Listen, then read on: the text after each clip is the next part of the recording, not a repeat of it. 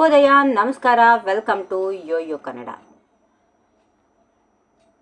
ಬನ್ನಿ ಈಗ ನೋಡೋಣ ಈ ದಿನದ ವೆದರ್ ರಿಪೋರ್ಟ್.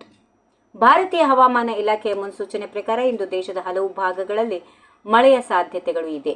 ವಿಶೇಷವಾಗಿ ಕರ್ನಾಟಕದಲ್ಲಿ ದಿನದಿಂದ ದಿನಕ್ಕೆ ಬಿಸಿಲಿನ ಝಳ ಹೆಚ್ಚಾಗ್ತಾ ಇದ್ದು ಜನಸಾಮಾನ್ಯರು ಕಂಗೆಟ್ಟಿದ್ದಾರೆ. ಆದರೆ ಇದೀಗ ಭಾರತೀಯ ಹವಾಮಾನ ಇಲಾಖೆ ರಾಜ್ಯದ ಜನತೆಗೆ ಕೊಂಚ ನಿರಾಳತೆಯ ಸಿಹಿ ಸುದ್ದಿ ನೀಡಿದೆ.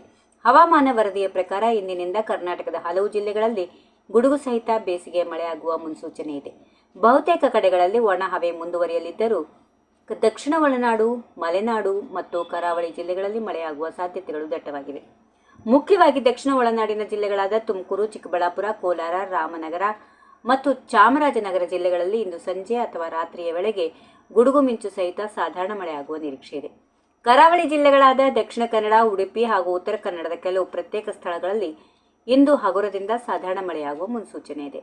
ಕರಾವಳಿಯಲ್ಲಿ ಮಧ್ಯಾಹ್ನದ ಹೊತ್ತು ಹೆಚ್ಚಿನ ತಾಪಮಾನ ಮತ್ತು ತೇವಾಂಶ ಇರಲಿದ್ದು ಸಂಜೆ ಆಗುತ್ತಿದ್ದಂತೆ ಹವಾಮಾನ ದಿಢೀರಾಗಿ ಬದಲಾಗಿ ಮೋಡ ಕವಿದ ವಾತಾವರಣ ತಂಪಾಗುವ ಸಾಧ್ಯತೆಗಳು ಇವೆ. ಮಲೆನಾಡು ಭಾಗಗಳಾದ ಶಿವಮೊಗ್ಗ, ಹಾಸನ, ಕೊಡಗು ಮತ್ತು ಚಿಕ್ಕಮಗಳೂರಿನಲ್ಲಿಯೂ ಅಲ್ಲಲ್ಲಿ ಮಳೆಯ ಸಿಂಚನವಾಗಲಿದೆ. ಒಂದು ಕಡೆ ದಕ್ಷಿಣ ಕರ್ನಾಟಕ ಮತ್ತು ಕರಾವಳಿಯಲ್ಲಿ ವರುಣನ ಕೃಪೆ ಆಗ್ತಾ ಇದ್ರೆ, ಮತ್ತೊಂದು ಕಡೆ ಉತ್ತರ ಒಳನಾಡಿನ ಬಹುತೇಕ ಜಿಲ್ಲೆಗಳಲ್ಲಿ ಬಿಸಿಲಿನ ಬೇಗೆ ಝಳ ಮುಂದುವರಿಯಲಿದೆ. ಕಲ್ಯಾಣ ಕರ್ನಾಟಕ ಭಾಗಗಳಾದ ರಾಯಚೂರು, ಕಲಬುರಗಿ, ಬೀದರ್, ಯಾದಗಿರಿ ಮತ್ತು ಕೊಪ್ಪಳ ಜಿಲ್ಲೆಗಳಲ್ಲಿ ತಾಪಮಾನ ವಿಪರೀತವಾಗಿ ಇರಲಿದ್ದು ಗರಿಷ್ಠ ತಾಪಮಾನ 38ರಿಂದ 40 ಡಿಗ್ರಿ ಸೆಲ್ಸಿಯಸ್ವರೆಗೂ ತಲುಪುವ ಸಾಧ್ಯತೆಗಳು ಇವೆ.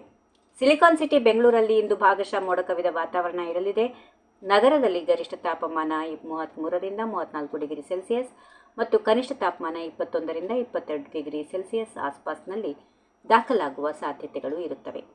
ಬೆಂಗಳೂರು ನಗರ ವ್ಯಾಪ್ತಿಯಲ್ಲಿ ಮಳೆಯಾಗುವ ಸಾಧ್ಯತೆಗಳು ಕಡಿಮೆ ಇದ್ದರೂ ಬೆಂಗಳೂರು ಗ್ರಾಮಾಂತರ ಜಿಲ್ಲೆಗಳ ಕೆಲವು ಪ್ರದೇಶಗಳಲ್ಲಿ ಮತ್ತು ಹೊರವಲಯದಲ್ಲಿ ಸಂಜೆಯ ವೇಳೆಗೆ ತುಂತುರು ಮಳೆಯಾಗುವ ನಿರೀಕ್ಷೆ ಇದೆ.